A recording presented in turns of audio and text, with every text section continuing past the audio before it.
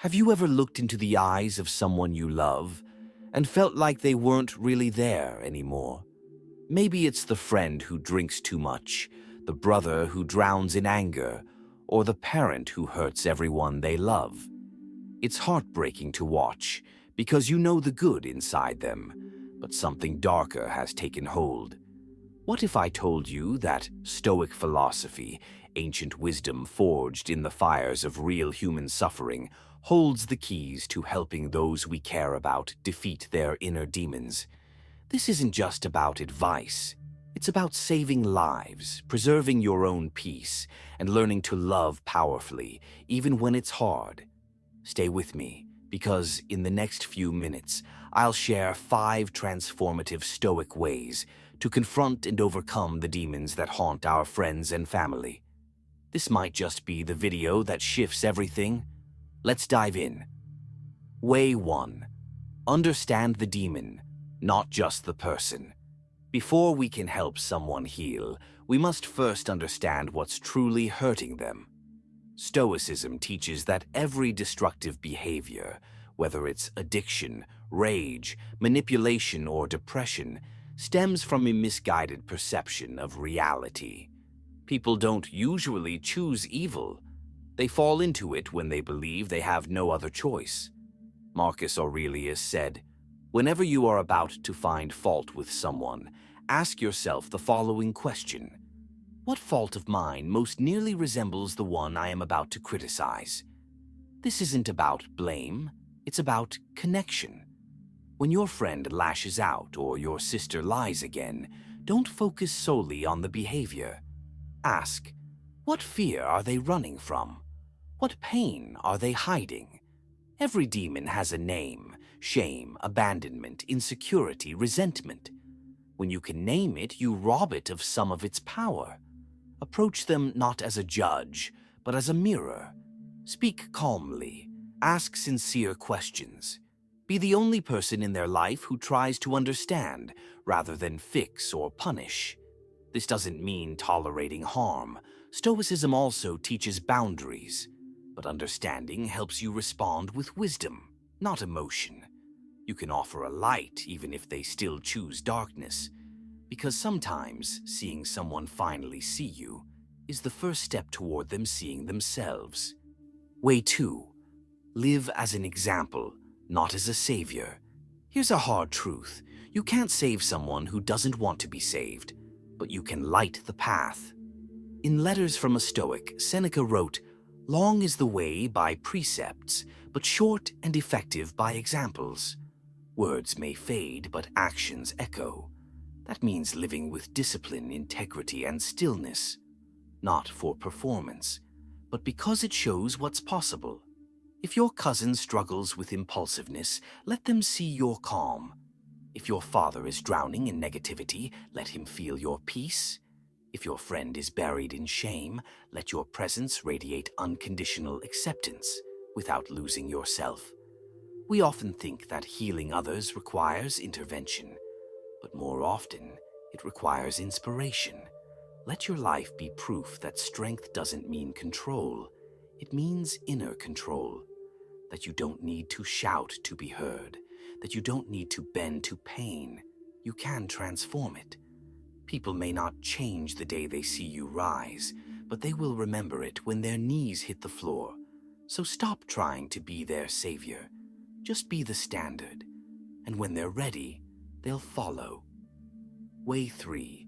Guard your peace, even while loving them. One of the most dangerous lies we tell ourselves is this: if I really love them, I'll stay, no matter how much it costs me. But Stoicism says otherwise. Epictetus reminds us, don't explain your philosophy, embody it. And part of embodying strength is knowing when to let go. Not of love, but of your need to rescue someone who's choosing self-destruction. You are not their prison. You are not their punching bag. You are not their endless supply of chances. Loving someone doesn't mean suffering with them. It means setting boundaries with love, not guilt. It means saying, I will not participate in your self-destruction. but I will be here when you choose healing. And here's the most painful part. Sometimes you must walk away, not because you stopped loving them, but because you started loving yourself. You can't pour from an empty cup. You can't be their anchor if you're drowning too. This doesn't make you cold. It makes you wise, because when you guard your peace, you protect the very light that might guide them home when they're ready to come back. Way 4. Let go of the illusion of control. We think, if I say the right words, if I do the right things, if I sacrifice enough, they'll change. But that's not love. That's control wrapped in care. Stoicism teaches us that there are only two things in our control: our thoughts and our actions. Everything else, including how others behave, is up to fate, free will, and the choices of the person in front of you. You can be the most supportive friend, the most compassionate sibling, and still watch someone spiral, and it will hurt deeply. But Marcus Aurelius wrote, "You have power over your mind, not outside events. Realize this, and you will find strength." Letting go doesn't mean you stop caring. It means you stop trying to force what's never been yours to carry. Replace control with consistency. Replace demands with presence. Replace fear with trust, not in them, but in yourself, that you'll survive whatever happens. Because peace isn't found in their transformation. It's found in your acceptance. You cannot control someone else's path, but you can make sure you're not destroyed by walking it with them. Way 5. Speak with fire, not ice. Too often we tiptoe around the truth because we're afraid of pushing them away. But sometimes the most loving thing you can do is speak the truth that no one else dares to say. Stoicism is not soft. It is not passive. It is ferocious love guided by discipline. When your loved one is slipping, don't enable their silence. Be brave. Tell them, "This is hurting you. This is not who you are, and I will not pretend this is okay." Do it without rage, without drama, but with fire in your heart, the kind that burns for them, not at them. It might make them angry. It might make them cry. But sometimes, those words are the wake-up call they need. And if they reject you, so be it. As long as your words were rooted in truth and love, they will echo in their mind long after the moment passes. Seneca said, "He who is brave is free." Be brave enough to love through honesty. Sometimes the demons are loud because no one's ever spoken louder. Be the voice that cuts through the noise. Conclusion. In a world that teaches us to walk away, Stoicism teaches us something far deeper.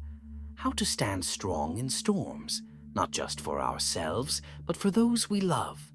You've learned 5 ways to defeat the demons that cling to our friends and family. Not with force, but with wisdom. Not with control, but with compassion. Not with fear, but with fire. Understand their pain, but hold your peace. Lead by example, not by rescuing, and speak with love, even when your voice shakes. This journey isn't easy. Loving people who are hurting often means hurting with them. But it also means showing them there's another way. And if just one person watching this video makes that shift, chooses truth, chooses growth, chooses light, then everything was worth it. If this message stirred something in your heart, if you've seen the demons in someone you love, then don't keep this to yourself. Comment below. Share your story. Let others know they're not alone. Subscribe for more truth, more healing, and more strength rooted in ancient wisdom. And if someone came to your mind while watching this, send it to them. It might just be the message that saves a soul. Stay strong, stay centered, and above all, stay human.